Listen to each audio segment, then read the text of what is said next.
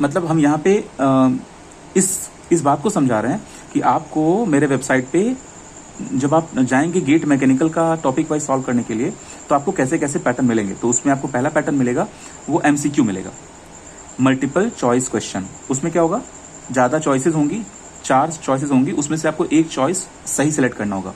दूसरा होता है एनएटी, न्यूमेरिकल आंसर टाइप।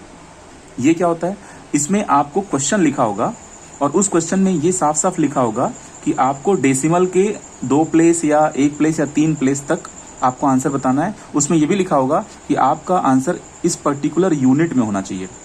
जैसे मान लीजिए अगर लेंथ आया 10 मीटर, तो उसमें साफ साफ लिखा होगा कि आप अपना आंसर मीटर में बताइए, या फिर उसमें लिखा होगा कि आप अपना आंसर सेंटीमीटर में बताइए। तो आपका जो भी आंसर आता है सॉल्व करके रफ शीट पे, उस आंसर को आप दिए गए यूनिट में कन्वर्ट कर लीजिए। कन्वर्ट करने के बाद वहां पे एक बॉक्स बना होता है, उस बॉक्स में जब आप क्लिक करेंगे तो फिर वहां पे एक स्क्रीन पॉपअप होके आ जाएगी।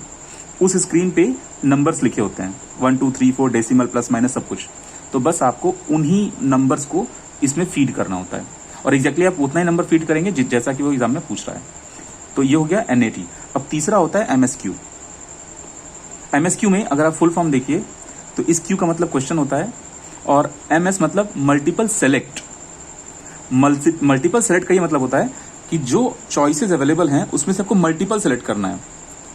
उसमें एक ऑप्शन भी सही हो सकता है, आप एक भी सिलेक्ट कर सकते हैं, आप 2 भी सिलेक्ट कर सकते हैं, आप 1 और 2 3 सब एक साथ सिलेक्ट कर सकते हैं। मतलब ये तरीका होता है।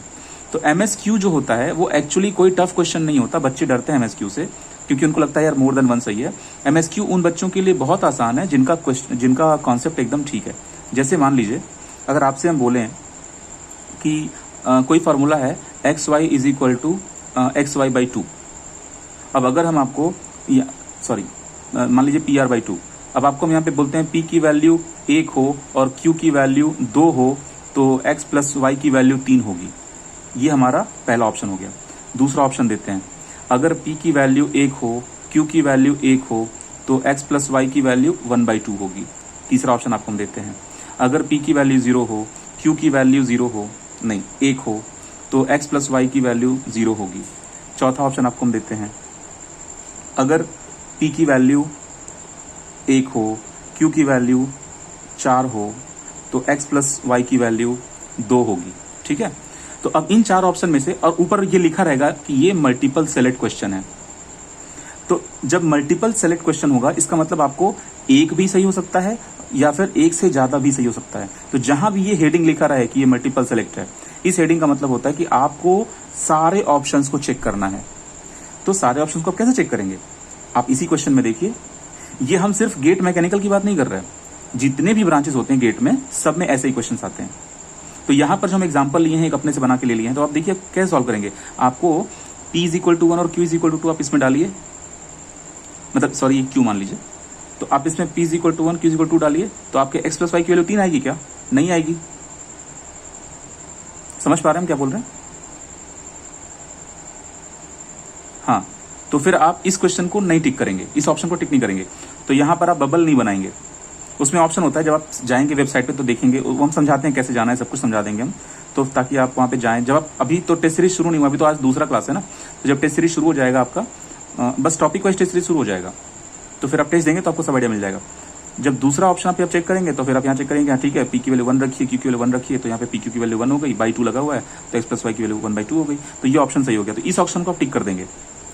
सेम वे में आप उसके बाद इस ऑप्शन को भी टिक कर देंगे, क्योंकि देखिए p 0 है तो एक्स प्लस वाई 0 होगा। ठीक है, फिर आप इसको भी चेक कीजिए, तो आप इसको भी टिक कर देंगे क्योंकि ये भी ऑप्शन सही है। तो इस क्वेश्चन में 3 ऑप्शंस सही थे, तो आप तीनों ऑप्शंस को टिक कर देंगे। अगर आप 3 ऑप्शंस को टिक नहीं करते हैं, मान लीजिए अगर आप सिर्फ 2 ही ऑप्शन को टिक करते हैं, क्योंकि ये दोनों सही हैं, सही तो ये भी है लेकिन आपको ये गलत लगा, इसका ये मतलब हुआ स्टूडेंट्स कंफ्यूज हो जाते हैं। वो सोचते हैं कि हमने सही ऑप्शन को टिक तो किया है, ठीक है आपने सही ऑप्शन को टिक किया है, तो इसमें आपको मार्क्स नहीं मिलेंगे। इसलिए नहीं मिलेंगे क्योंकि ऑप्शन 2 नहीं 3 ऑप्शन सही थे। तो भले ही आपने सही ऑप्शंस को ही टिक किया हो, लेकिन इस सवाल के अनुसार आपको 4 ऑप्शन में से सही ऑप्शन चुनने थे। तो 4 ऑप्शन में सही ऑप्शन सिर्फ 3 हुए, मतलब सिर्फ 3 दिए हुए हैं, आपने सिर्फ 2 ही चुना है। ठीक है, सारी बात समझ में आ गई? Very good. अब देखिए उसी पेपर में ये भी होता है कि उसमें 3 तरह के बटन्स होते हैं, ठीक है। एक होता है क्लियर कर दीजिए, मतलब इरेज कर दीजिए जो भी आपने ऑप्शन सेलेक्ट किया है। एक होता है रिव्यू। रिव्यू का मतलब होता है कि आप इस क्वेश्चन पे हैं और आप इस क्वेश्चन पे इस नंबर पे आ चुके हैं, आपको लग रहा है कि ऑप्शन बी आपका सही होगा, तो आप उसको रिव्यू में डाल रहे हैं, ठीक है। तो रिव्यू में डाल दीजिए, आप उसको रिव्यू का बटन दबा दीजिए। तो जब आप रिव्यू का बटन दबा देंगे इसका मतलब ऑप्शन बी अभी सेव नहीं हुआ है, ऑप्शन बी अभी सेव नहीं हुआ है, बस वो रिव्यू के अंडर में है। फिर उसके बाद आप सेव एंड नेक्स्ट का अगर बटन दबाते हैं तो इसका मतलब आप ये ऑप्शन को सेव कर दिए। तो वहां पर यहां पे नंबर्स लिखे होते हैं, ठीक है, क्वेश्चन नंबर्स लिखे होते हैं सारे। तो आप इन बटन्स का यूज करके आप क्वेश्चंस को जंप कर सकते हैं, डायरेक्ट जिस क्वेश्चन को चाहें उस क्वेश्चन को ट्राई कर सकते हैं। अब ये यहाँ पे जो बटन्स बने होते हैं ना, इन सारे बटन्स के अपने अलग अलग कलर होते हैं। जो क्वेश्चन आप अभी टच नहीं किए हैं वो ग्रे कलर का होगा, जो क्वेश्चन आप मतलब ऐसे ऐसे करके सारे कलर होते हैं। जो क्वेश्चन आपको रिव्यू के लिए रखा हुआ है वो पर्पल होगा, जो क्वेश्चन आपने सेव एंड नेक्स्ट कर चुका है वो ग्रीन हो चुका होगा, मतलब ऐसे ऐसे करके उसमें बटन्स बने होते हैं। तो उन सारे बटन्स में जो कलर का मतलब है वो कलर का मतलब भी यहाँ पे शो करके लिखा रहता है, यहाँ पे आपकी फोटो बनी होती है। मतलब ये पूरा का पूरा टेस्ट सीरीज जो है आपको बताइए थे, टेस्ट सीरीज आपको कैसे मिलेगा, टॉपिक वाइज टेस्ट सीरीज मिलेगा। जो टॉपिक चल रहा है आप उस पर टेस्ट दीजिए, फिर जब चैप्टर खत्म हो जाएगा तो आपको चैप्टर वाइज टेस्ट सीरीज मिलेगा, मतलब चैप्टर खत्म अब चैप्टर का टेस्ट सीरीज दे लीजिए। फिर उसके बाद ऐसे करते करते हम लोग पूरा का पूरा सब्जेक्ट खत्म करेंगे। सब्जेक्ट खत्म हो गया तो आप फिर आप सब्जेक्ट वाइज टेस्ट सीरीज दे लीजिए। जितना ज्यादा टेस्ट देंगे उतना बढ़िया रहेगा, ठीक है। तो चलिए अब क्लास शुरू करते हैं।